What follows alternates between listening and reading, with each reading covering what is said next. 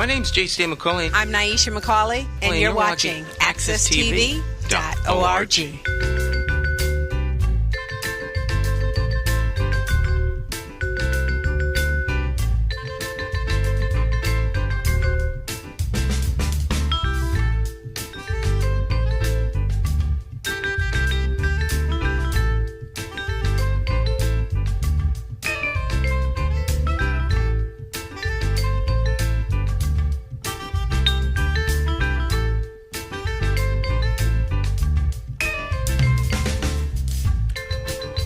All right, my friends, once again, it is indeed time to get our talk on. This morning talk with me, your host, J. Stan McCauley, along with the champions of talk in Studio 1A.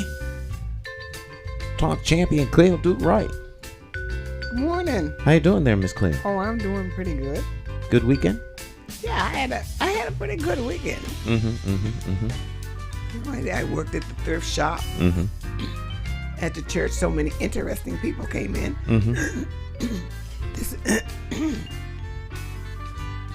This actress came in from New York. Her family is moving here from Oklahoma. Her parents, and she's from New York. But you knew she was different when she came in because she had on a different kind of coat. I mean, she just looked different. She didn't look like everybody else. So, and we found out that she was an actress, and I said, oh, I always wanted to be an actress, and I became a storyteller, but I wanted to be an actress, and I wanted to do this, and I wanted to. She said, you know what? You already have it. You got it. I can see it. I can feel it. You've got it. Go to, her father says to me, go to a community theater group and audition for something. Just do it. You know? I said, I'm such a coward. I'm such a coward with it. I'm such a coward about a lot of things, except for telling the story. Maybe they said, just do it. Forget everything. Just do it. So I was going home and I said, I ought to really do that. I ought to audition for some kind of part. I don't know. I auditioned for that play that lady was doing about slavery. What was her name? Oh, you talking about Road to Obama? No, they were doing where your friend was the director. Right. That was the road to some, yeah. To Obama. I mean, oh yes, right. I think it was the Road to Obama, where they went through. That was she was a singer. An actress. Yes. She sang them. She was mostly known for singing. Marcus was the director. Yeah, Marcus was the director. But that wasn't. And I didn't feel good in that. I wasn't relaxed in that. I didn't feel good in it, and I left that. Now, you didn't feel relaxed and good as an actress, or with the production? As an actress, it was, when you tell a story, you have to, at least me, that story comes through. You have to feel that story. You have to feel the part. Become. You have to feel that part, and so it won't be jerky. And even if you make a mistake, it's okay because you know the story and you're going to tell a story. Well, this was so do this, do that, do this, do that. And there wasn't a time, and I think I was saying this about my church in their last production.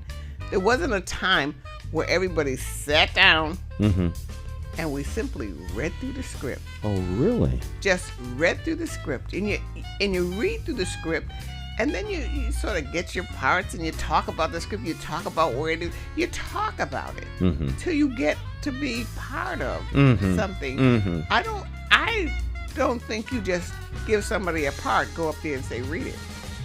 Well, and I mean, maybe I No. I never was that. Yeah, no. I understand exactly what you. I mean, different people direct and manage the production differently.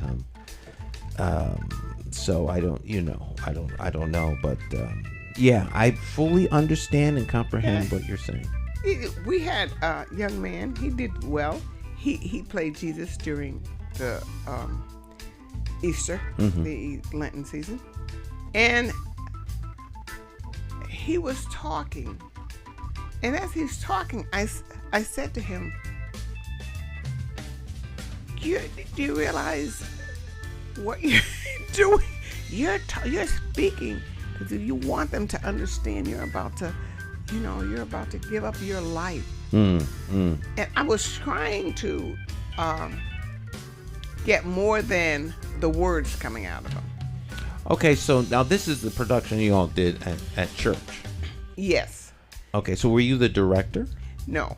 And they shut me up very quickly. I was gonna say you were a little bit outside the zone there. Yeah, I was. They shut me up very quickly, and so I realized that, and so I was quiet. I was quiet. But my production at Christmas time, I was the director, and so I did it my way, and it came out well. Even if they didn't do everything quite right, they were into their part. And that's what I want. I want them to be into their part. So when the little girl said, she raised her hand, she was the angel. She raised her hand. And when she raised her hand, the light came out. I mean, and she had a few words to say. And her mom helped her. At the beginning, she wasn't even going to go up. And her mom helped her. And it made the show. So yeah, I want that. I want that unspoken language when there's a show. I want that unspoken language. I just don't want your words. Well, you want folk to act. They gotta act. But now you've been in productions though, right? Because you say I don't know why. But I always assumed that you actually did some acting. No, just in my house. And when I first met you, and we did that, your children were little. Now these children weren't born, but your older children. Oh, my older kids. Your older kids were little, and these kids were. And I was over at that other place. I don't know where it was. And I hadn't met you. That was the first time I had met you. This was on Sequoia Street. Yes. Down by Cole. In the Cole complex. And I paid for doing a storytelling hour, and you gave me the disc for that. What you said to me, he says, "Oh, you're an actress." But I never thought of myself as an actress at that time. I thought just my storytelling. But I wanted to get my storytelling over, and I'd rather you forget the words than to tell a story through memory and the words are going through your head and you're just... Well, storytelling is a form of... Well, acting is a form of storytelling. So is singing. Right. And poetry. It's all telling the story. The actor... acts it out along with the words. A singer just uses just strictly words, and then mime has no words. It's strictly acting. So can you bring all of that together? I have always thought of you as being an actress. So when you said you always wanted to be an actress, I was... Yeah, it's the first time you told me that. You're the first one that ever told me that. In my mind, I've always known you as somebody. You never were in one of my productions, right? No, I was never in one of your productions. That seems strange because in my mind, you've done some acting with us, but I guess not. It's just through my storytelling. And Sunday, I was supposed to be the liturgist at church, but I didn't remember. I still think they must have changed it because I never forget that. And so I went into church and I said, And the minister is standing up on the pulpit looking at me. What are you doing? You're the liturgist today. You get up. You have to get up to the pulpit. Well, the liturgist begins the church. Begins the service and welcomes the people. And that's very important to me. That's setting the tone. And setting the tone. Breaking up the fallow ground from which the seed of God's word shall be planted. So here I was. I didn't know the scripture. I didn't know anything, and I'm going up there. But I was very calm because I knew once I saw the scripture, and when I saw that, I knew I would know what to do. Mm-hmm. So the only thing that really worried me was, oh my goodness, I have to do the offertory prayer. I didn't really, because sometimes I just look up offertory prayers and, this and that and the other thing. Well, I didn't have anything. I said, oh, goodness, what am I going to do for offertory? But it just came out. Mm-hmm. It just came out. Everything was just okay, and I said, wow, how come I wasn't nervous? I wasn't the slightest bit nervous, and I welcomed the people. And it is a form. And someone said to me, I think it was the actress on Saturday, said, well, church and being up there in church and preaching, that's a form of acting. I said it is a form of acting. If you're, if you know what you're doing in your script, you know how to bring the people in, because you got to know how to bring the people in, whether you're a storyteller, whether you're an actress, whether you're a mime, you have to know how to bring the people in. You got to know, and you have to know how to read them. I think that it's a form of communication that I could see where one might say that it's a form of acting. Well, one would hope that the minister and that the presenters are not acting. Right. That they're genuine, being genuine. Because to act is... But they have to do something similar. They need to... They're making a public presentation. Yes. But actors are, by, the root word of acting is the same word you get hypocrite from. They're pretending to be something that they are not. Well, then that was the wrong word. So hopefully the pastors and preachers and the liturgists and all the other people who partake in the, in the functions of religious services are not acting. Now, many of them are. Yes. They are very good at acting because they'll convince you that they are genuine in what it is they're doing, but they aren't. They aren't. And that a good actor convinces you that they are who they're portraying. Do you have Netflix? Pardon? Do you have Netflix? Yes. Have you seen Ripley? Ripley. It's a 8-part limited series. It's black and white. It is the best thing I've seen on television. No, I haven't. It is brilliant. It's absolutely brilliant. If you like acting, storytelling, this is superb, huh? I mean, it is brilliant. It's brilliant. It's absolutely brilliant. The cinematography, the acting is absolutely superb, because you have to be able to act your behind off to pull the parts off the way they're doing, because it's the subtlety of things, selling it through facial gestures and body language. The body language, so they're speaking in so much more.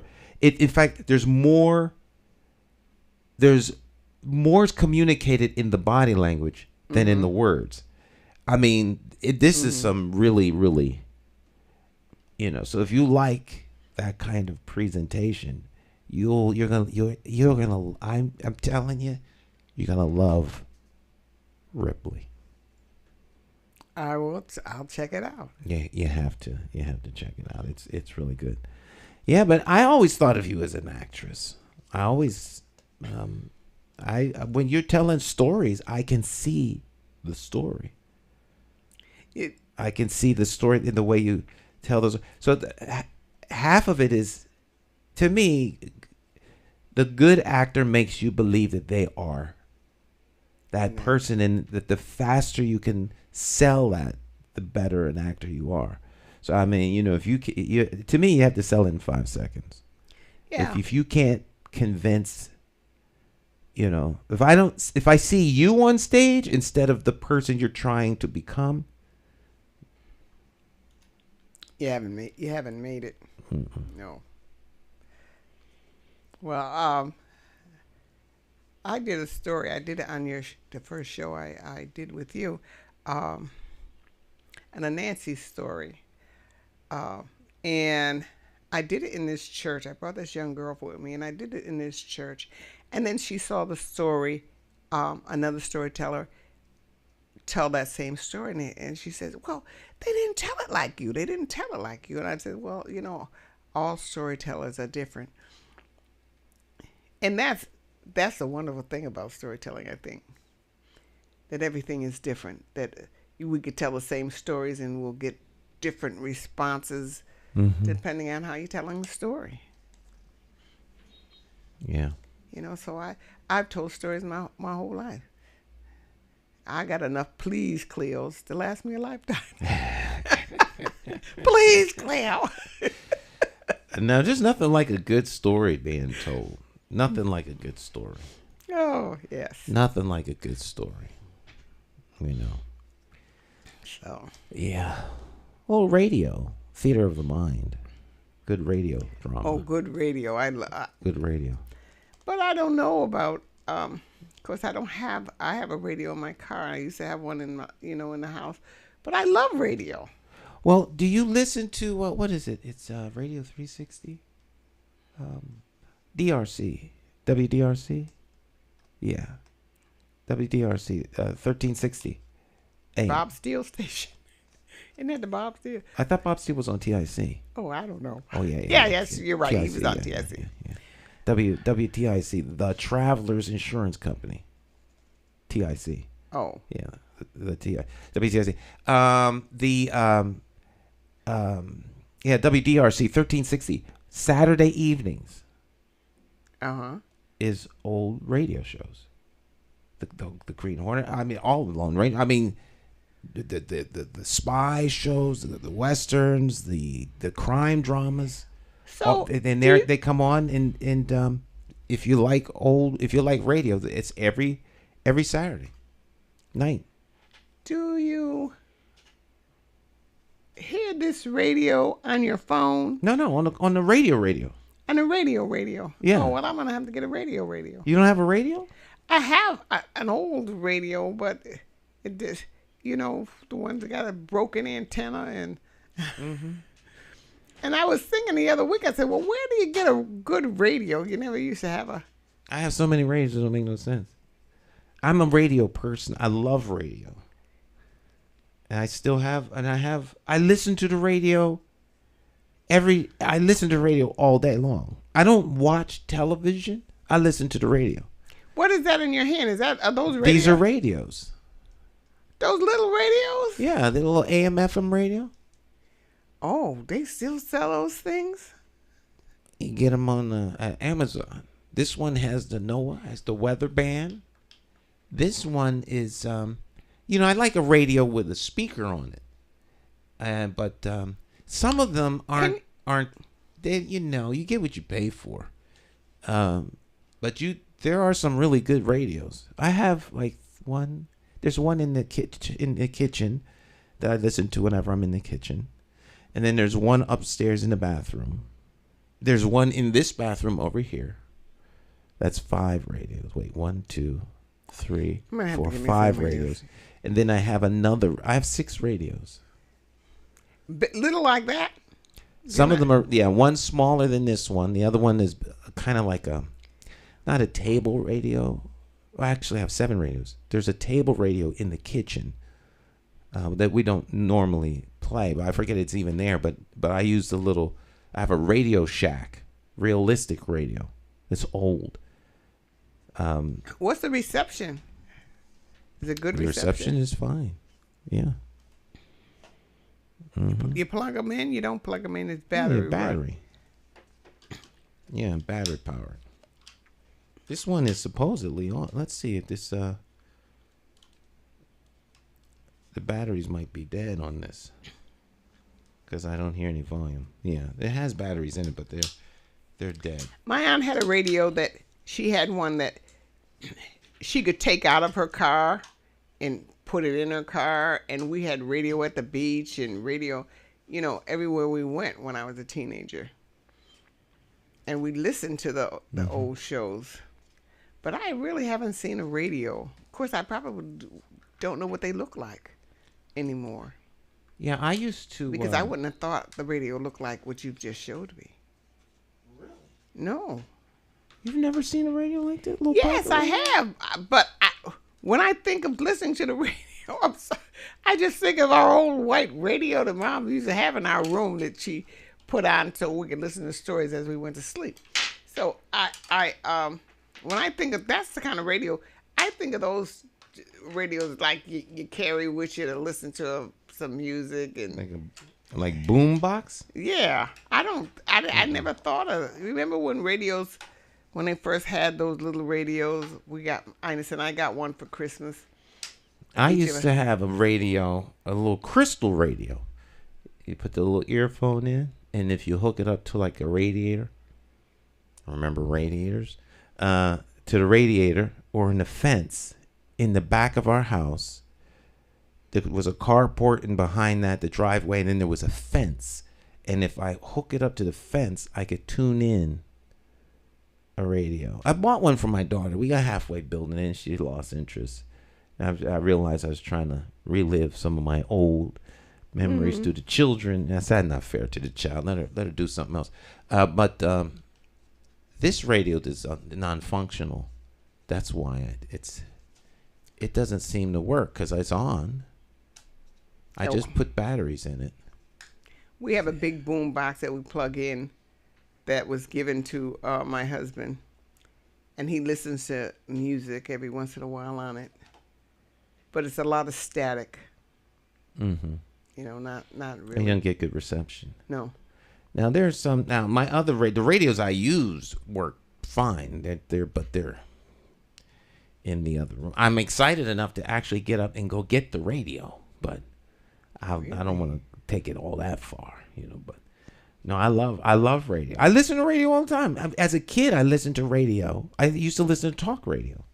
Oh, no, I love talk radio. Talk radio. I listened to talk radio when I was like, 10, 11, 12, WWDB in Philadelphia.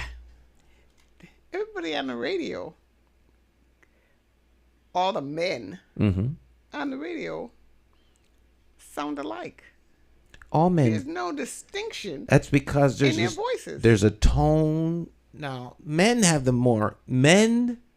more range of voices than women do. Women, the band is very narrow in broadcast for women's voices, and the most critical ear and audience for women's voices are women.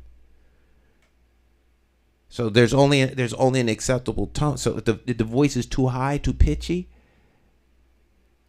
it's and if it's too low, it sounds too manly. But men's voices do range. It may seem that they're narrow, but depending upon the genre, you'll hear men. But you hear the uptick, particularly in talk radio. I don't hear any. I could be listening to two different men talking in two different programs, and I can't tell the difference between their voices. I'm saying, how come all these men sound? That's because that's on purpose. So you hear radio, you can't see it. So it's theater of the mind. But if one tonal quality is good, then the competitor has to be in that. They want it to be in that same tone. So it's like a television show. So you have a crime drama. Then you have a competing crime drama. It's kind of similar to the action hero might be similar to, but it's a little bit different. That's done on purpose? Yeah, because that's the audience knows what they know what the audience wants to hear, so they have when they audition you, they're listening to the tonal quality of your voice. And depending upon what it is you're watching. So if it's a sports announcer, they all basically sound the same. You're right. If you from football to basketball to hockey to golf, Nicholson approaches over the. If they close, they whisper talk. Yeah, if I close my eyes, I wouldn't know who was talking. I could know all the people up there if I closed my eyes. I wouldn't be able to really tell a lot of difference. Some people I could. If you listen to them long enough, you could tell that somebody is different from the next person. But if you're if you're more than a casual listener, like if you listen to a talk show, like Brad Davis has a very distinct voice. Mm-hmm. His voice was different than Ray Dunaway. Yes. Who's different from Dan Lavallo. Or Eddie Jordan, who was on WKND. So if you listen to the voices of the on-air personalities, I know the difference. You know the difference. Because I know Brad Davis. Right. Everyone knew Rush Limbaugh's voice. Oh yes, that's very distinct. Truth. No one sound like Rush Limbaugh or Dan Bongino. So depending upon who these people are, whether they're in radio, whether they're in television. They have very distinct, just like singers have different voices. Everybody knows the Queen Bee's voice. I don't even want to say the name because, there's such tight controls on the names of these people. Shudder to say their name in public because, I won't be sued or nothing. I didn't know that was, I just thought that was their voices. I didn't know that was such a big issue about sound. Oh, absolutely. Particularly in music. Like if I were to put on a record, you know who the Brazil 66 is? Sergio Mendes, Brazil 66. Okay. If I put a record on, you'd recognize that it was them immediately. Yeah, but because of the tonal quality of their voice or the fifth dimension. Yes, you know them, but that's singing. But it's the sonics. It's as unique as a picture. But you just hear it. Just like you can tell people look differently by looking at them. Now, some of us all look alike, but if you're not used to looking at people, all black people look all Oriental people look the same. If you don't know a whole lot of Oriental people or a whole lot of white people. No one looks the same unless they're an identical twin. But you'll hear people say, well, they all look the same. That's because you don't pay attention to them. But if you pay attention to the voices, you can hear the difference. But there is a band of acceptable tones in radio and television. Like all Fox News. All of the women on Fox News have blonde hair. Right? That's not true, but that's the kind of the look. And so if you see a blonde-haired newscaster, you think of Fox News. Right, you're not going. You very rarely will you see a black, chocolate black Fox News female reporter or anchor woman. That's not the flavor of the day. See, I have to just maybe I know it subconsciously. You do know it subconsciously. Maybe I know this subconsciously. Yeah, I would say you know it more than subconsciously. It's an accepted norm. These are accepted norms. They're part of the landscape that you see, like the soundtrack for your day, the news for your day, what you see during the day, and there are norms. If these things are different, it's a shock, and it upsets people. Oh, when did they get this black girl? Is there? So is everything manipulated? Is everything? I wouldn't say it's manipulated. Or, all right, we're going to give it to them this way. We're going to have them get used to it this way. And pretty soon, you don't even know if it's yours or somebody else's. You have no idea. See, there's this notion or thought that they're doing it that way, but it's less the presenter is less in control of what you see than you are. The audience wants to see certain things. So that's what they are given. Otherwise, what will happen is the audience will tune out. They'll tune out. And you lose them. So you have to give them what they want. You're up there telling a story. Mm-hmm. And there may be a couple of people there that you don't have. And you can see that. And I don't know how fast this is in your mind, how you think about this, but you think, all right, I got to get them people. You think about that, and then you may tweak a little something to get your complete audience. You kind of tweak. You do more of that for children than for adults. Tweak it a little more so they're more interested, or they'll be more interested in the story, or stay still, or I don't know. Is that what you're Are you suggesting that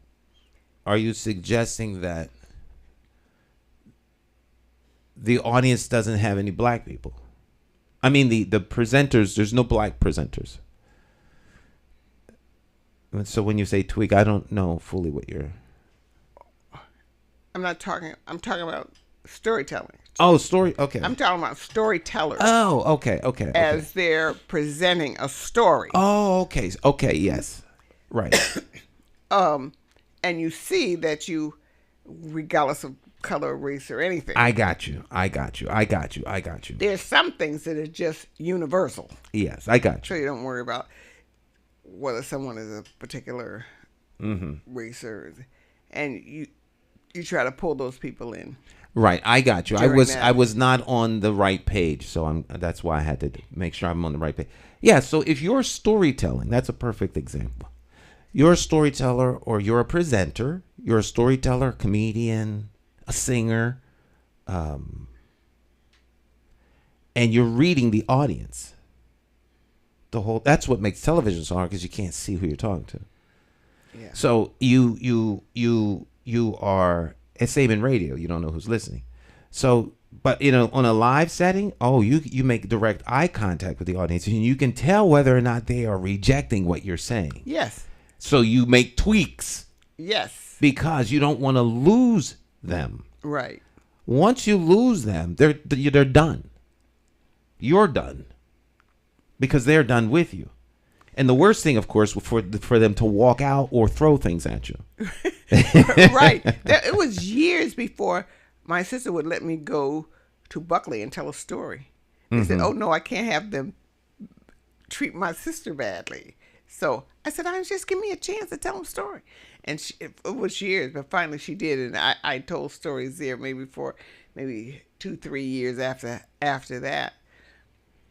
Because she didn't, I said, let me try to get them. Let me try to, and I did. Maybe I didn't get everybody, but I got the majority of them and teachers. And so I was invited back several times after that. But she was very nervous about how the young people would treat me. When I came there, but they were very good. They were very nice. They were nice. They probably were nice kids. Yes. But you were a good presenter. I tried my Because kids are honest. Yes. They're not going to front and pretend to like you if they don't. Right. You know when you've lost them. Right. You know when you've lost them. So you have to adjust your presentation to hold the audience's attention. That doesn't mean you compromise the message. But if you're not delivering, if you're not talking to them, then there's no reason for them to listen. And so on a broader scale, you don't want to lose massive audiences because your presenters are something that they reject or don't want. Because at the end of the day, broadcasting is about two things. There's two reasons you broadcast: message or money. That's message or money. Message. You're on there because you're evangelizing or you're trying to bring the community into some awareness of things. You have a message that needs to be broadcast, and you're doing that. So now you're on the air. The audience number of audience is not as important as getting the message out. Money, on the other hand, is associated with advertising. You have a product around which people are going to advertise, which then brings in your revenue. If you don't bring the revenue in, you cancel the show. The audience is rejecting the program. They don't like the show, so they're not watching it. And that means you can't sell advertising around it. Mm-hmm. So we cancel the show because nobody's watching it. But if it's about the message, it doesn't matter how many are watching. It's about being able to get your message out and then let it find its own marketplace. It'll find its own place and it'll resonate with the right people that way. Does that make sense? Yes. I can read your face. I can tell I'm not connecting. Yeah, it does make sense. I was just thinking, I said, I'm probably one who is with the message. You were a message person, yeah. Not the money thing, because money is, and I don't get along. Right. You're right. Your money is not the motivator for you. You're not in this for the money. No. Right. That's good and bad. Mm-hmm. That's good and bad. That you don't do it for the money. I want to do this. Why do you want to do this? How much money we're going to make? Well, I don't know. I want to do this. Mm-hmm. which turns people off. You want your support, and they want money. Right. You can't sell them that. How is this going to make us some money? Right. For most people in broadcast, and that's all they're concerned about. How is the money? Right. We're not gonna make. How are you gonna make the money? Are they paying you? I mean, that's first.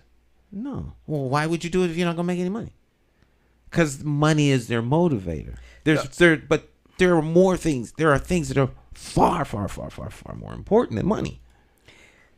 When I had the bookstore and authors used to come to me, there was this company who the authors used to go to school that would teach the authors how to sell their books and how to do this. And the authors paid quite a bit of money for this group. Well, these people contacted me, and I gave the authors a showing, a book signing, and all of this, and I brought them to your show. Mm-hmm. You remember that? Mm-hmm. The authors? Mm-hmm. And they loved it because they had the time. You gave them the time to actually promote their book. Where when they were on, I think it was Channel 3, mm-hmm. they had a minute here or a minute there, mm-hmm. and they did this and they did that, and they really were not satisfied. So the company called me, mm-hmm. and I was thrilled. All these authors coming, I was so thrilled. But then after a while, the author said to me, "Are you getting paid?" I said, "No." I said, I'm not getting paid. You come up paying your books." She said, they're getting paid. We're paying them. They're getting paid. Mm-hmm. So when I talked to the company and I said, you're sending these people to me, and I'm doing this, that, and the other. I says, I says, I need to be paid just like you're paid. Needless to say, they stopped sending you. Needless to say, I was not again. Mm-hmm. But the authors would come to me, and they would tell me how I was being totally taken advantage of, Mm-hmm. and everybody's getting paid but me. So anyway, they disappeared. Well, see that there's nothing wrong with being compensated, right? Muzzle not the mouth of the ox that treadeth the corn. But in an effort to have the conversation you would like to have with the artists, the exchange for the conversation is the promotion of their book. Right. Now they're paying in order to get FaceTime. Whether or not you get paid or we get paid or whatever the case You didn't get paid. I didn't get paid. Is a moot point. We're able to give our community access to authors and have them share the deep things of their book and community that the community would not ever hear from. Right. That's true. And so that has value. See, there's value in being somebody who the community can turn to for information that is worthwhile. You can't buy that. There's no money that garners trust in you. So integrity and trust aren't for sale to me. And then once it's for sale, then there's no integrity and trust because it's about the money. Seeing people do anything for the money. They throw their mother off the top of a building for money. That's right. Right? You want me to throw my mama off the building? How much you talking? $2 million? Well, she only got about 5 years left, so it don't make no difference. Hey, everybody got to die sometime. Now the justification and the rationalization for everything around money. So what's the price? So money to me compromises integrity and undermines. So they say, follow the money. Follow the money trail. Follow the money. And watch how sometimes people change. They all in on something, then when it start making money. Well, we've all seen. Now all of a sudden, everything. The script gets all flipped up. Yep. Because they don't want to compromise the money that comes in. Oh yes. So I think we've all seen that. Get to be my age, you've seen it quite a bit. Right. Yeah. But see, people don't understand. They don't understand, and they think it's either foolishness or hocus pocus or superstition. You reap what you sow. If you want to give. The more you give, the more you get. You can't get what you give. If people have such a hard time understanding that, just give freely, and then it'll don't worry about it. You can't store all that it comes back as. There's an article in the paper this morning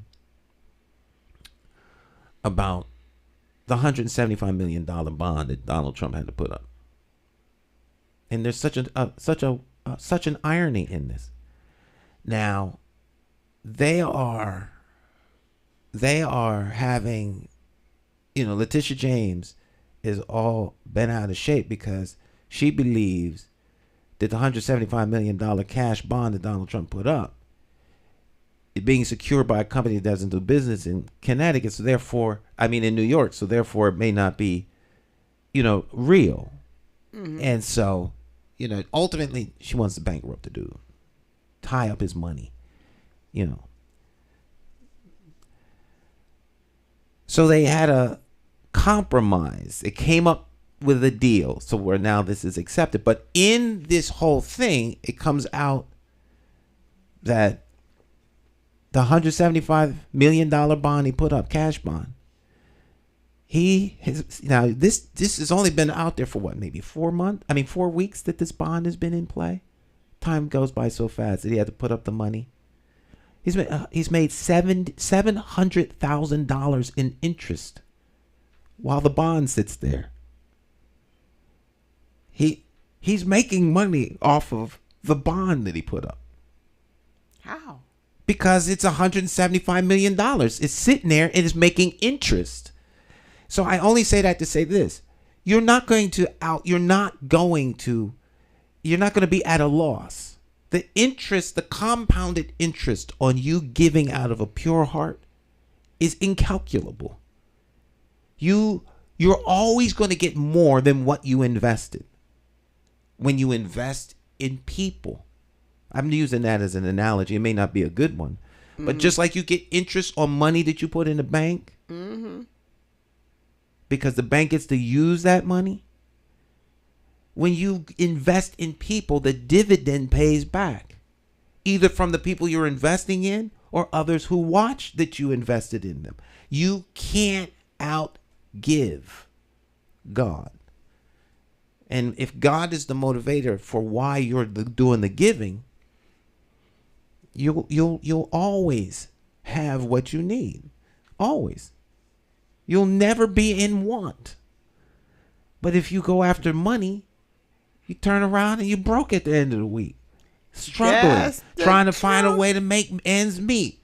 Out there picking up cans. You're always doing something because you're throwing the money's not doing anything for you. Nothing. But if you give, you'll always have what you need. I only speak for myself. I've not been in want. I think that's absolutely true. Because I say many a day, how come I'm here? You trying to figure out how you making it. How did I make this? What happened? You know? How did this happen? But I know how it happened. Mm-hmm. You know, I know how it happened. And people, how did you do that, Cleo? You have such get up and go. I don't tell her. Hold on. I didn't really do anything to have it happen. Mm-hmm. I mean, I really didn't. I didn't save a big bank account, and I never had any money. You know, a lot of money, never. But you have the Lord. So you have He who supplies everything you need. You don't have to have it in hand. No. When you need it, it's there. If you talk about supply, you talk about on-time supply chain. You can't get any more on-time supply chain than God. He gives you what you need when you need it. What people need to stop doing is worrying about whether or not they're going to have what they need. Because they're so worried about running out of what they don't have, they wind up having nothing. Just trust God and walk by faith. You know, that's what people need to do. When they do, I'm telling you. Say, oh my goodness. Oh, you know, I may say, God, what is this? And my son will say, Ma, stop calling me. You know, stop calling. I said, you know something, Kobe? You better get your life together. Every time I say something about God and the light, my son says, here I am. I said, you think God's a joke right now. But you just wait. He says, I pray all the time, Ma. I pray to God all the time. I said, well, take it a little more seriously than you are. Amen. You know, he's not so much making fun of God as he is making fun of me. You know, I guess. Well, that could be dangerous. Yeah. Because you walking by faith. And he's got what he's got. Why? I said, okay. Well. All right. Well, it is top of the hour. Bring Mr. Small in here. That is good because, you know, I have to take Mr. Wright. Yeah. To his appointment. All right. Cleo Duke-Wright is here every Tuesday morning. And we invite you to join us. You know, you can always participate in the conversation by dropping your conversations in the chat section of whatever social media platform you're watching the program on. Thanks, Miss Cleo. You're very welcome. I always enjoy talking to you. It was very nice being here. That's why I my schedule was so tight today. That means I would have to give this up to go there and sit there for 3 hours. I said, oh no, we're going to have to do something. So I got everything ready last night. Everything I needed to do to get ready for today. And we got out of the house early and we had a good conversation in the car before I walked into here. So now we can go to New Britain. They're going to work him to death. So, Does he got physical therapy or something? He has occupational therapy. Occupational therapy. You're hurting me. Oh, good. Yeah. That means it's working. Yeah, physical therapy. Occupational physical therapy, and he has speech therapy today. Oh, okay. Each an hour long. Oh, wow. So I have to sit there with my books and Bible and do my thing for 3 hours. Oh, amen. Yeah. All right. All right, my friends, stick and stay. Don't go anywhere. We will be right back. It's Morning Talk. And Jonathan Small's next.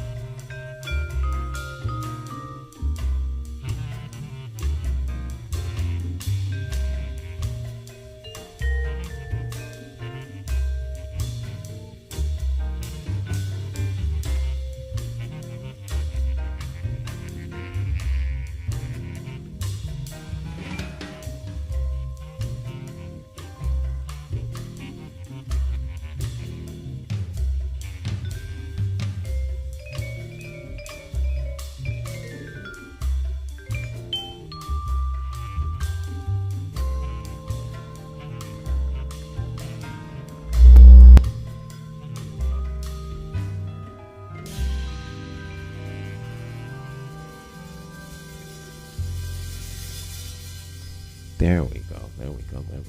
There we go. All right.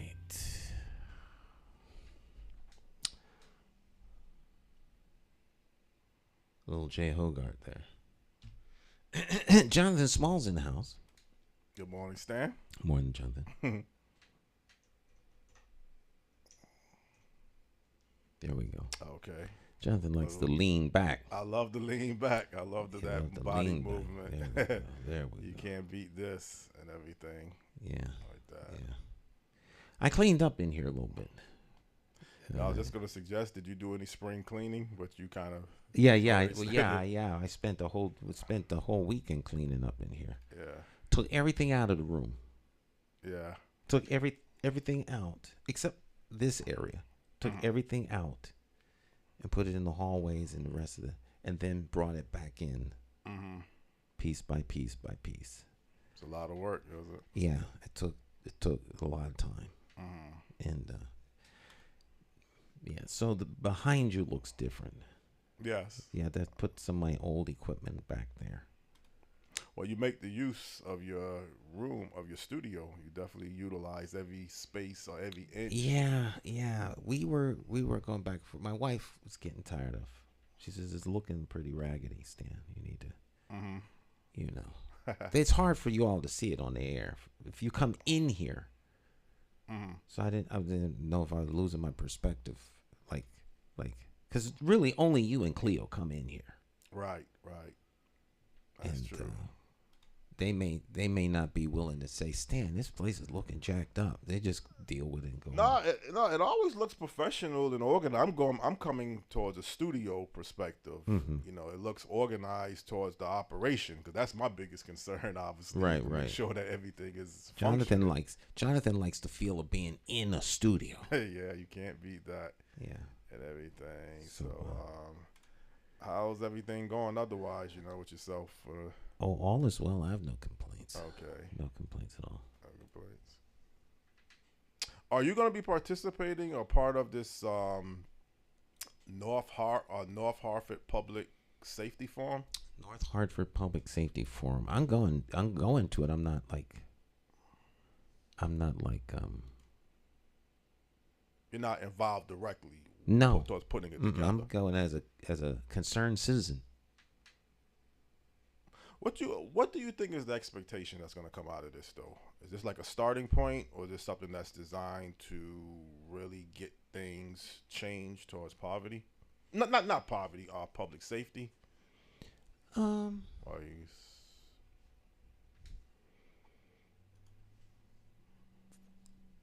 don't know yet. Right. I don't know. It's 6 to 8 at Phillips Health Center, 2550 Main Street, Hartford, Connecticut. Right. It's got a lot of sponsors. Blue Hill Civic, Brother Carl Institute, Hartford Communities of Care, Phillips Metropolitan Church, Men Standing Against Violence, Shiloh, one of the NRZs, Urban Hope Refuge Church, Center for Leadership and Justice. Yeah.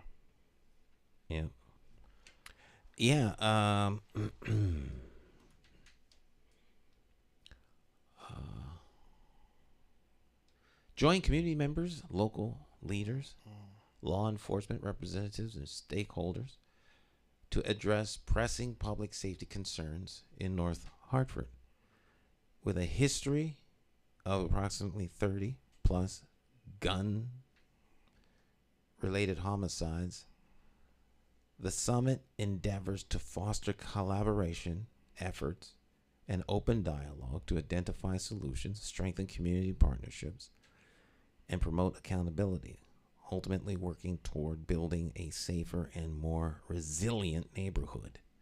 Confirmed guests are the Department of Public Health Commissioner Nyesha Jatani, I guess that's how you pronounce her name. Councilman C.J. Clark, who is the chairman of the Public Safety Council Public Safety Committee, I believe. And they have here State Representative Matt Ritter. Right. Speaker of the House. Right. Matt Ritter. He is technically a state representative, but more than that, he is also the Speaker of the House. Well, let me just say this, Stan, and I don't know if this has anything to do with public safety. I guess you could say it does have a role in public safety. Yesterday, I guess after school hours or getting close to after school hours. When I went to the school, it was called Fox Smith, or what is called the First Achievement. First Achievement, you talk about McDonald's over there? Oh, you know? Yeah. Oh, yeah. You know exactly what I was going to say. Yeah. That's. But how did you find out about that?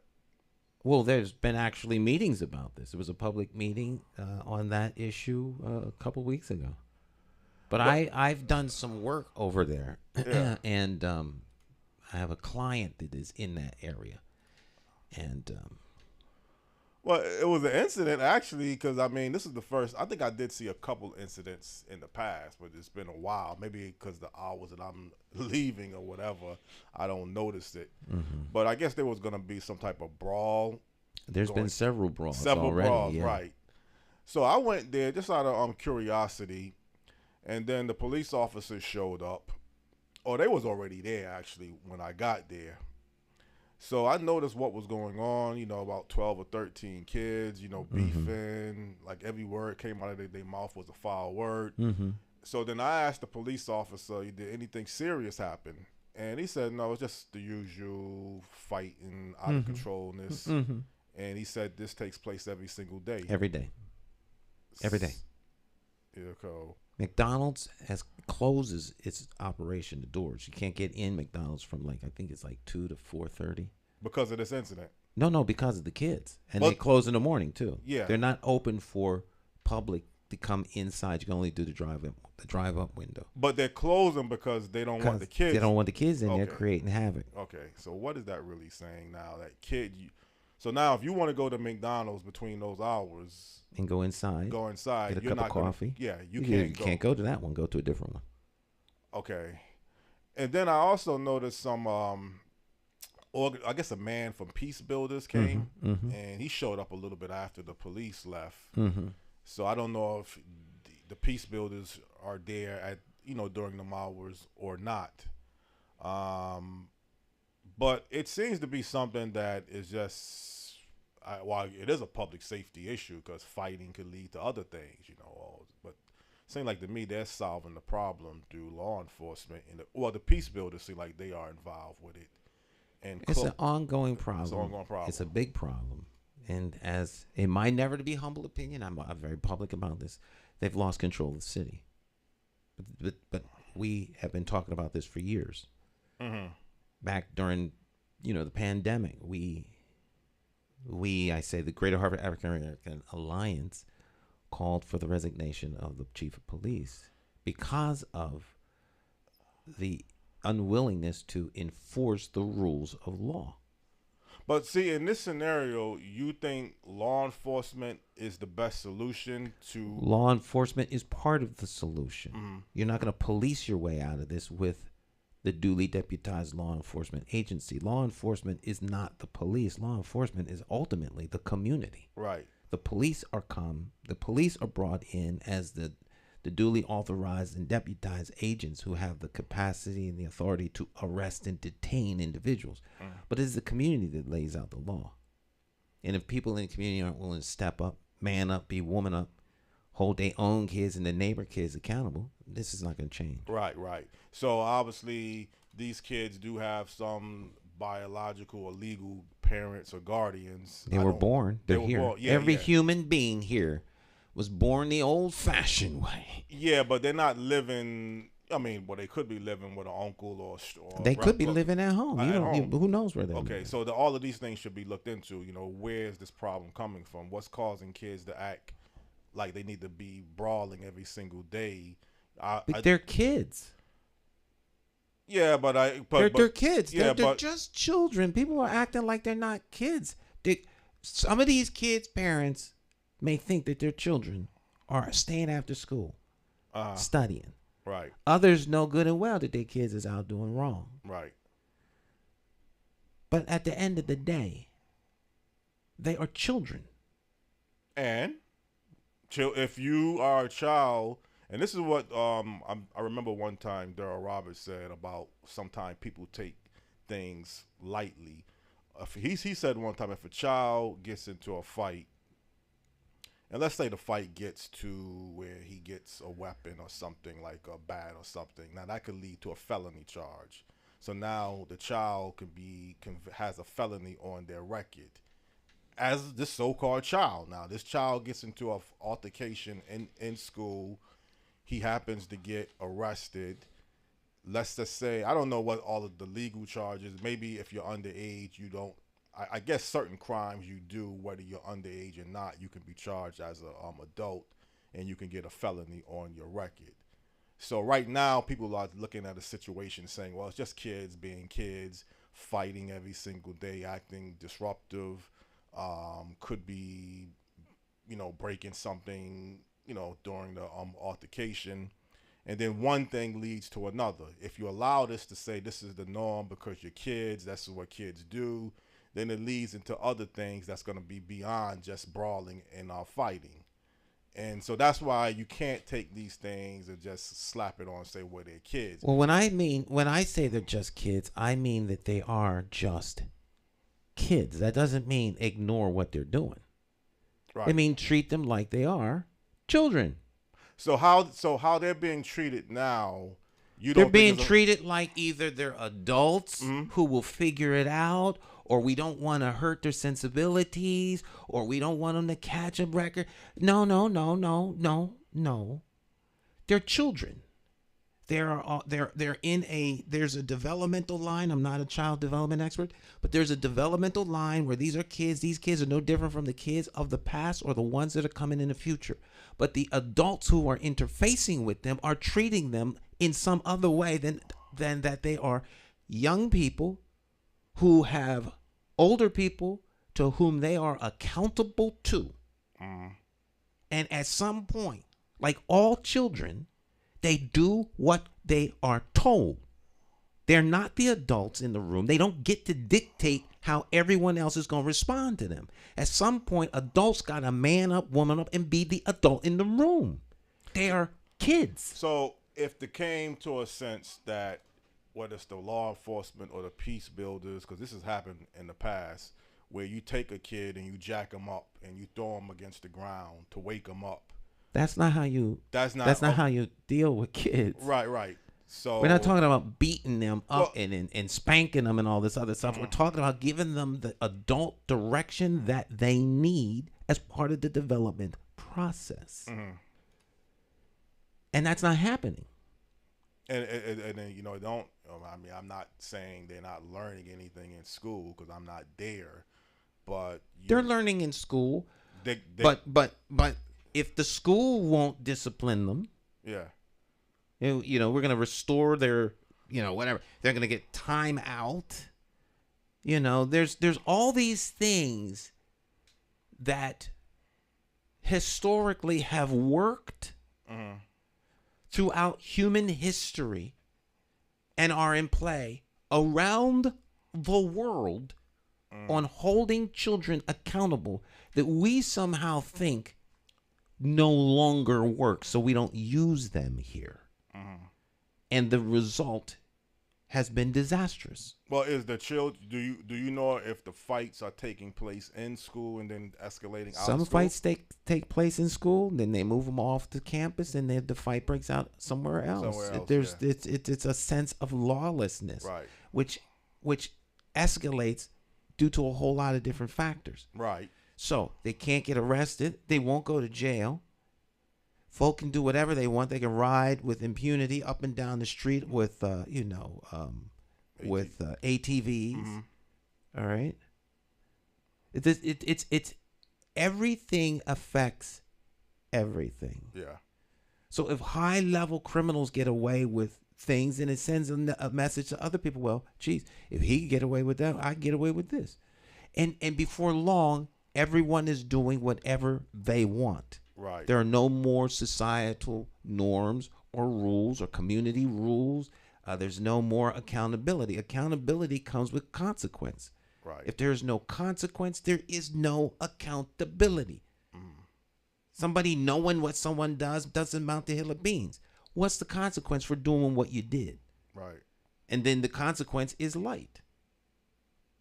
Well, it looked like to me when the police showed up, they left. Of course they left. So that's what I'm saying about the role of law enforcement. It's not getting at the root of the problem. If the law enforcement can't get at the root of the problem, the law enforcement is after the problem happens. Right. And then somebody said, why weren't the police officers there before the brawl took place at the parking lot? That's a nonsensical question or statement, in my never to be humble opinion.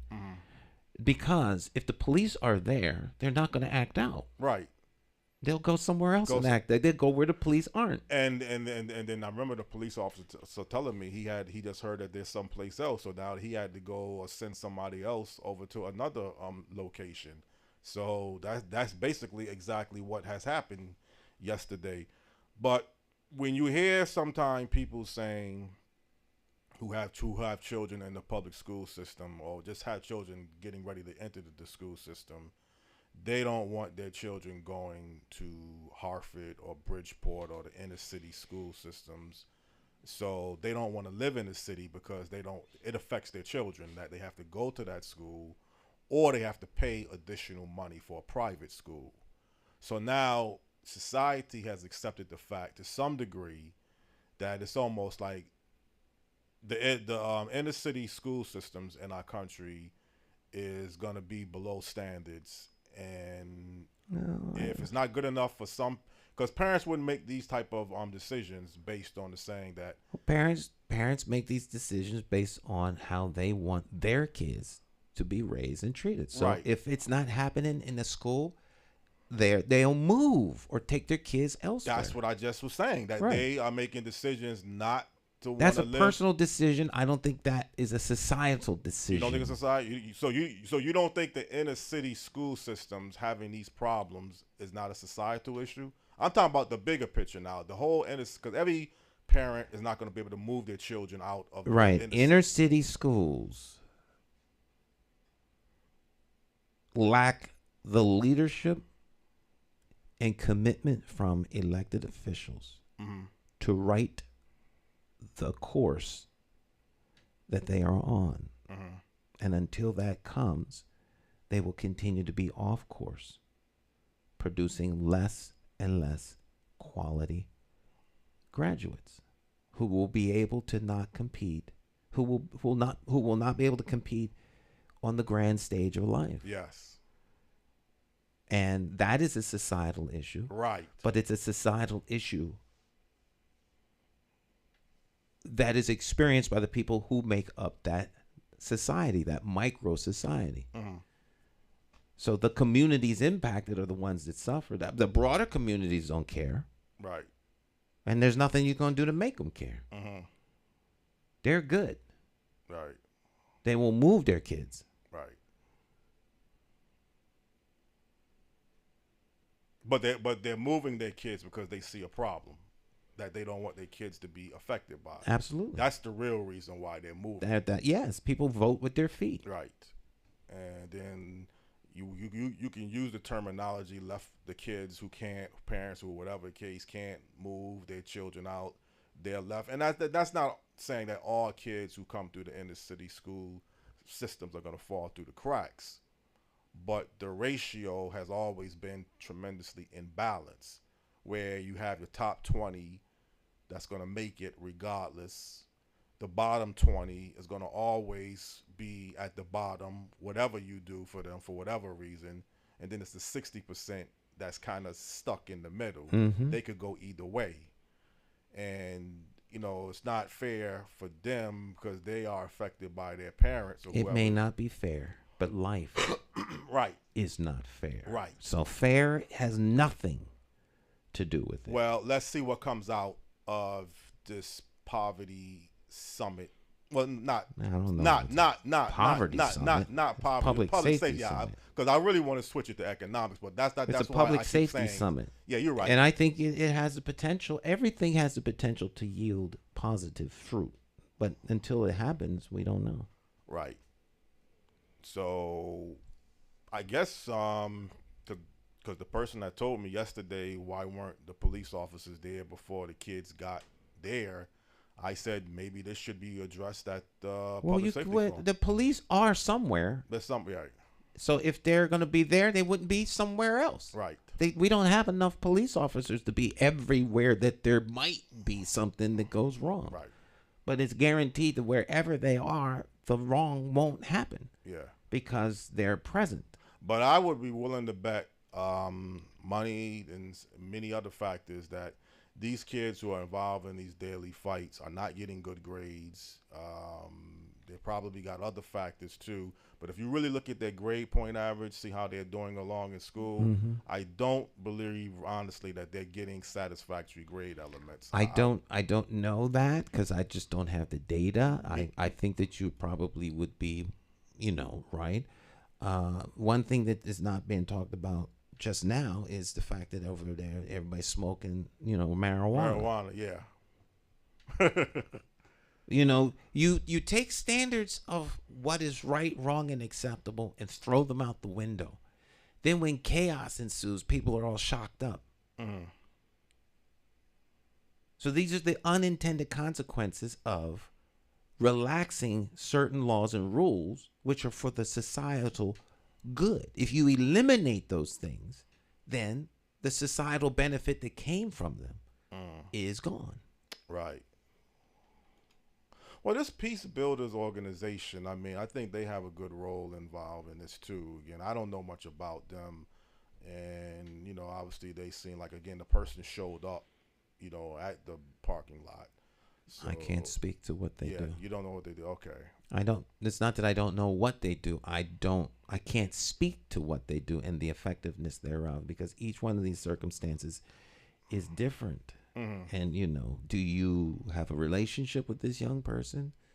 And can you intervene with the young person? One thing our community needs and that young people need in particular is genuine, heartfelt love. Yeah. And a sense that someone actually loves me and cares about me. Right. And one of the greatest ways to undermine that is pay someone to love somebody. Right. Because the kids are not stupid. Right. They understand when what you do is genuine and what you do is something that you're getting paid for.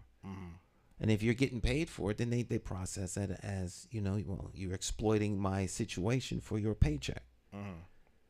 So these are deep problems that require a willingness to do the heavy lift to fix. And some of the fixing might be some self-reflective part on the part of the adults involved here on where we as adults have failed and what we need to do in order to make it right. Yeah. And some people gonna have to have a come to Jesus moment, and they don't want to do that. Yeah. So now you could be shifting to say, well, the faith-based institution. Everyone is culpable with the chaos that is going on right now. Yeah. Everybody. But the thing about it is, and this is where I think, what are the public safety forum, and I think it should be shifted at some point. You need an economic plan, but not just an economic plan to say, well, we need something, how to implement something. What is the path? What is the path? All right, to impact. Here's what we need to impact. Here's where we are. How do we get from here to there? Yeah. That's what we need. How do we get from here to there? Because this is the impact. All right. Yeah. If someone has a gun here and shoots, and there's a steel plate here, there is no path to impact. If there's a brick wall, there is no path to impact. Right. If this person here is wearing a bulletproof vest, there is no path to impact. Right. because something is blocking it from happening. Well, when there's a problem here and this group here is looking for solutions, what is the path that will ultimately impact this problem? Talking about it's not going to impact it. If we talk about it and come up with a plan, what is that plan and how will that plan impact? And that's what you would like to see take place Thursday at this public safety. I don't know what's going to take place. It's not what I like to see. It's what has to happen. Right. If you're on a spaceship like Apollo 13, and you're how many thousands and thousands of miles away from Earth, and your oxygen cleaner explodes, yeah, what are we going to do to get them back safely? Right. And so all the discussion is only to get these people back, and you have a very limited amount of time. We don't have 6 or 7 years to come up with a solution. Right. What do we do to impact these people right now? Right. Do we need block watches? Do we need to hire more police? Do we need to change policing standards so the people who couldn't get jobs can? What do we need to do to make this issue here go away? Yeah. Well, the thing about reality, and I don't want to mix apples and oranges, but when I drive down, because sometime I go out to Bloomfield and I go down Bloomfield Avenue, I don't see no problems on that street. It looks clean. It looks well kept up. I don't see no loitering. I mean, it look like it's a home ownership stretch anyway, so people take care of their property, and I don't see no nuisance issues, and I think I would feel safe, and I feel safe throughout the city anyway. I'd be a little careful sometimes certain areas that you go to, but every now and then you go to some parts of the city, you may be asked, do you want to buy drugs, or are you looking for drugs? I run across a lot of people asking me for money. I don't look at that as a crime, though, because somebody's just standing in front of a store. So that part I don't look at as a crime. I do see reckless driving sometimes, people going through stoplights, people going through stop signs, things that I don't really care for. I see sometimes people blocking traffic. I guess you could say that's a crime, too, a smaller crime. So knowing if this thing is about North Hartford Public Safety Forum, knowing when you enter some areas in the city, and it's not just the North End. I don't know why they limited this public safety forum to North Hartford and letting off other areas off. People in North Hartford are concerned about how their particular community is being impacted. That's a good reason. Okay? So that's why. Because crime is taking place in the South End too. So, what if you want to divide the city and say now it's North Hartford, okay, that's fine. People, like you say, in North Hartford care about their area and they want to see some changes.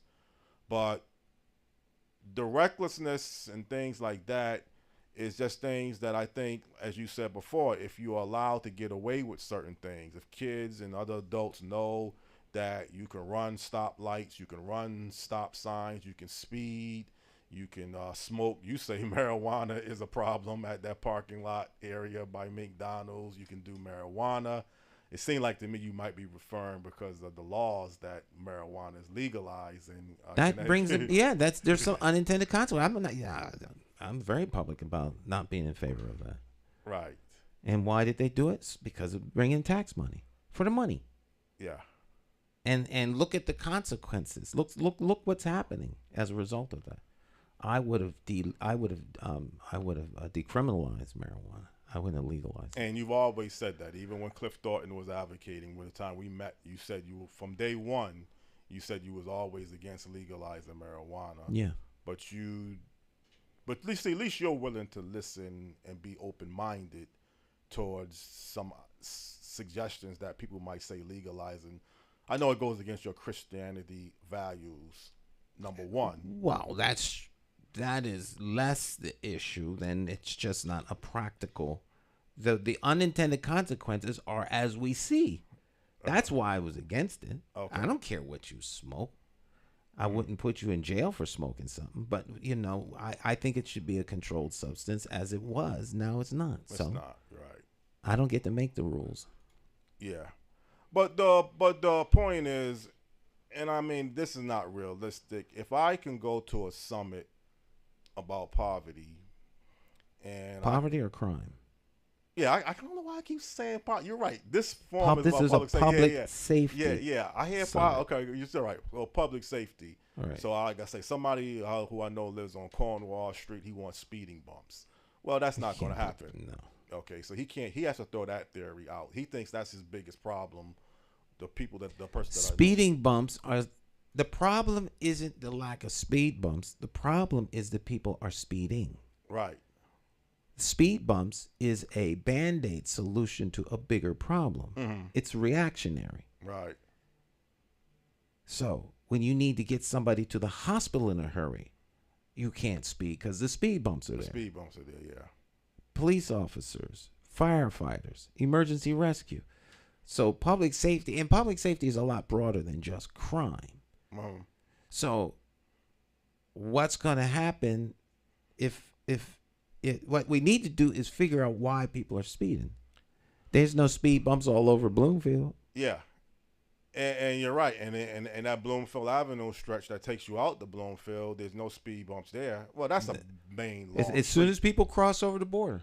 They know they can act a certain way and do certain things. Right. Yeah. Because they know there's a consequence. And the fact that the police are there to enforce that consequence is less a police issue and more an issue of the constituents to whom the police are charged to protect and serve, to whom the constituents, the police chief and mayor, are accountable to. Mm-hmm. They will not tolerate that. Right. And they understand that there has to be a consequence. Who's going to do the consequence? You and me? We're not authorized to inflict consequence on people. We have folk who do that. They call police officers. Right.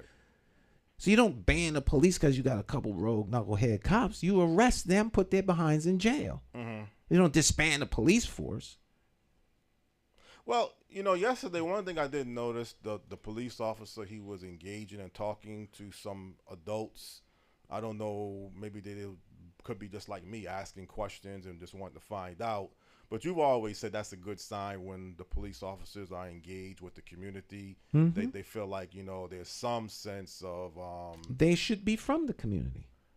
Police officers should be from the community. Right. They should be your neighbors, your friends.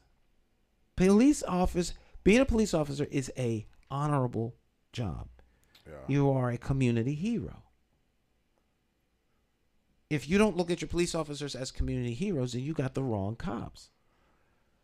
Yeah, so you're saying, if you was to advocate authorization that all police officers should be living in the city that they represent, in this case here in Hartford, you would say on record that you think Hartford police officers, and that's a bold statement though. What, should be Hartford residents? Yes. Absolutely. Okay.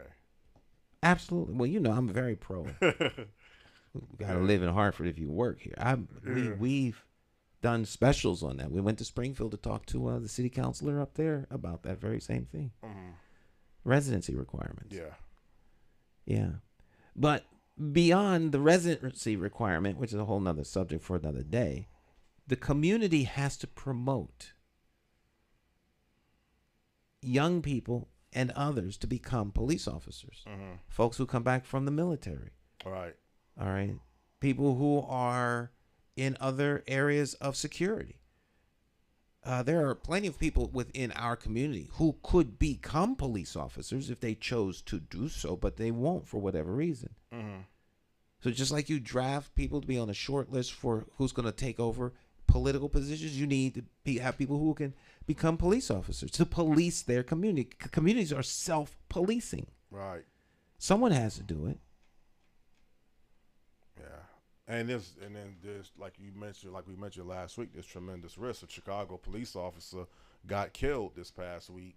Basically, he was leaving his shift, going home. So there's a tremendous risk factor, and we gotta value police officers and not be so much as a society divided, saying that you hear people say police officers are no good. Well, that's all that. you know, there are police officers that are no good. Right. That's not to say the police officers aren't any good. They're clergy people who are scumbags and scallywags. Yeah. Rapists and thieves. So that don't mean all clergy people are like that. Right. All right. Police officers aren't inherently bad. Police officers are more inherently good. They're public safety officials. There's a few bad apples. Yeah.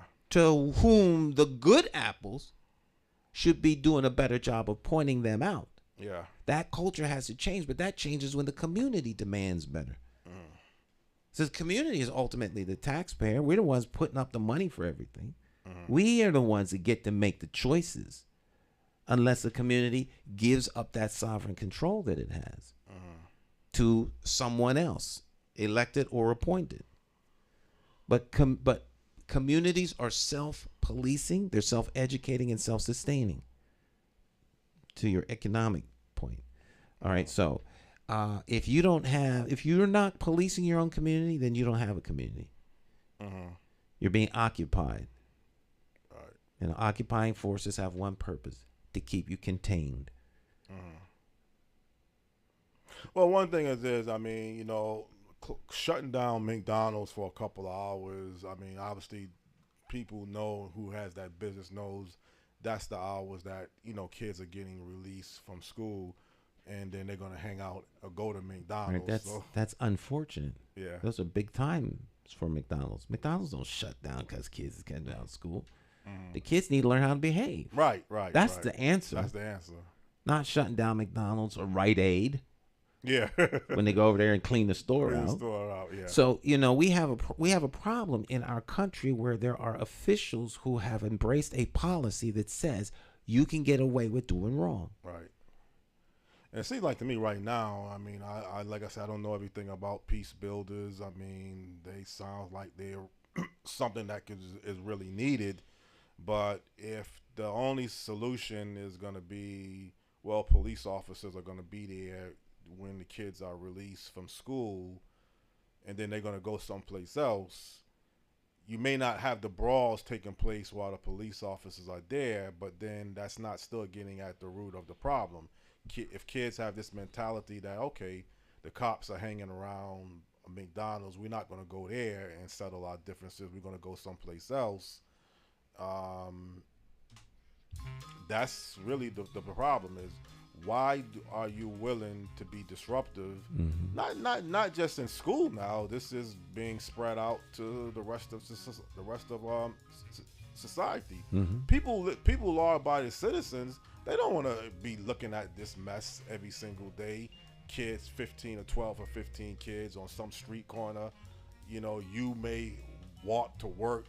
You know, you gotta pass by this.